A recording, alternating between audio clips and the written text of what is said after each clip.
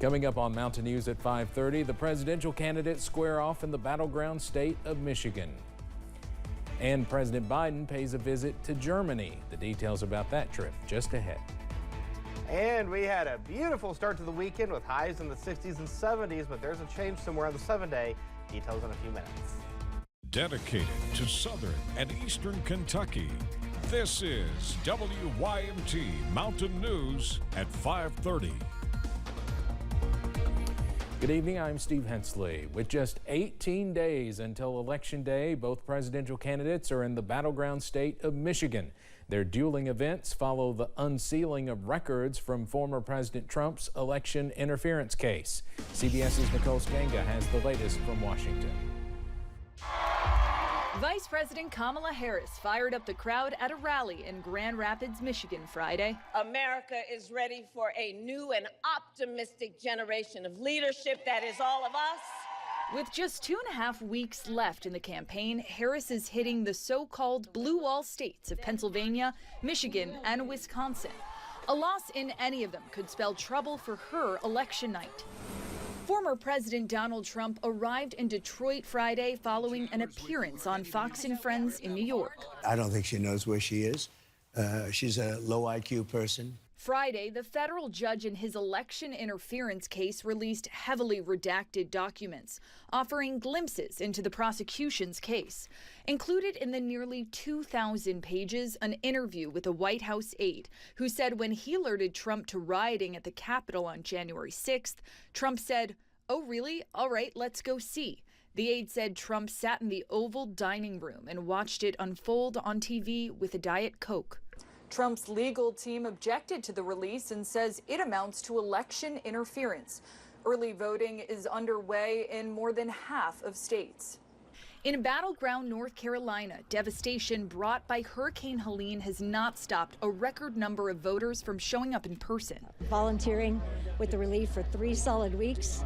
Haven't had a bath in a long time, but the most important thing I could do or anybody else can do is get out and vote. And early voting in battleground Georgia is still going strong. State election officials announced 1 million voters had cast a ballot just before noon on Friday. Nicole Skanga, CBS News, Washington. Early in-person voting begins in some Michigan locations and in battleground Nevada tomorrow. A couple of musicians are set to join Vice President Kamala Harris on the campaign trail this weekend.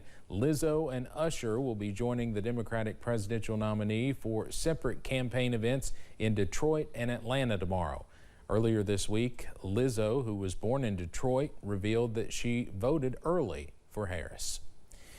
The housing crisis is taking center stage this election season. According to the National Alliance to End Homelessness, a record 653,000 people experienced homelessness during January 2023. The Biden administration has earmarked $20 billion to address the crisis for fiscal year 2025. But with 2 different candidates clamoring for their own new housing, the White House, the plan has changed. We will ban urban camping wherever possible. Violators of these bans will be arrested, but they will be given the option to accept treatment and services if they're willing to be rehabilitated. We will work with builders and developers to construct 3 million new homes and rentals for the middle class because increasing the housing supply will help drive down the cost of housing. Politicians are promising a lot this election cycle, but with that comes costs. The nation will have to pay for at some point. The Treasury Department calculates the U.S. is nearly $36 trillion in debt. In 2023, the federal government spent $6.13 trillion and collected $4.44 trillion in revenue, according to the Treasury. Josh Gottbaum says Trump's plan to freeze spending and cut taxes for all are nice in the moment, but come at a heftier cost down the line. He's saying we'll cut taxes and hasn't talked about it'll probably turn into more borrowing, basically. Richard Stern from the Heritage Foundation has a different take. Trump hasn't really talked about doing a lot of new spending, which I think is good, right? In the sense that he's not talking about adding to the deficit by growing the size of government. No, he's also not talking about cutting spending. The Committee for a Responsible Budget predicts Harris's platform will expand the deficit by $3.5 trillion, roughly half of Trump's. Her plan increases spending on benefits for middle to lower income people while increasing taxes on billionaires and closing corporate tax loopholes. State and local officials in Georgia have been told to ignore the 7 new election rules that were recently overturned in court. Due to that decision by a Fulton County Superior Court judge, the General Counsel for Georgia's GOP Secretary of State wrote in a memo that counties do not have to comply with the amendments. One of the 7 rules thrown out called for county election officials to perform a reasonable inquiry into election results prior to certification.